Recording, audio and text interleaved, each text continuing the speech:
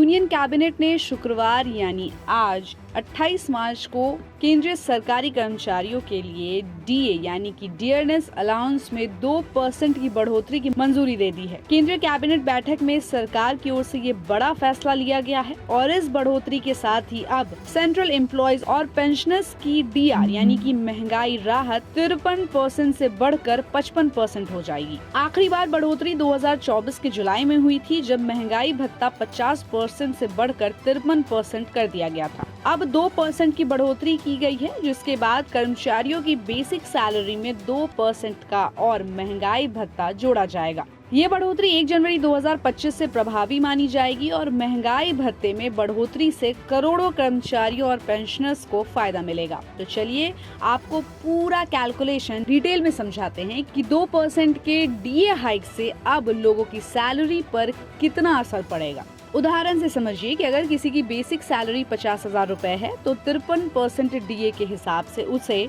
26,500 का महंगाई भत्ता मिलेगा, लेकिन 55% के डीए के हिसाब से उसे 27,500 का डीए मिलेगा, यानी कर्मचारियों की सैलरी में 1,000 रुपए का इजाफा होगा। वहीं अगर 70,000 रुपए की बेसिक सैलरी है तो महंगाई भत्ता 37,100 रुपए मिलता होगा, लेकिन अब 55% डीए के हिसाब से 38,500 रुपए महंगाई भत्ता मिलेगा, यानी ऐसे कर्मचारियों की सैलरी में 1,400 रुपए की बढ़ोतरी होगी। इसी तरह अगर आपकी बेसिक सैलरी 1 लाख रुपए है तो 53% डीए के हिसाब से 53,000 महंगाई भत्ता मिलना होगा, लेकिन अब 55% के हिसाब से 55,000 रुपए का डीए यानी कि महंगाई भत्ता मिलेगा, यानी कर्मचारियों की सैलरी में 2,000 रुपए मंथली की बढ़ोतरी होगी। पिछले कुछ साल में महंगाई भत्ता 3 या 4% की रेट से बढ़ा है, लेकिन 78 महीनों यानी कि 6.5 साल में पहली बार ऐसा डीए में सिर्फ 2% की बढ़ोतरी हुई है। इससे पहले 2018 में 2% के रेट से महंगाई भत्ता बढ़ा था, उसके बाद से लगातार 3 या 4% का ही इजाफा देखने को मिला।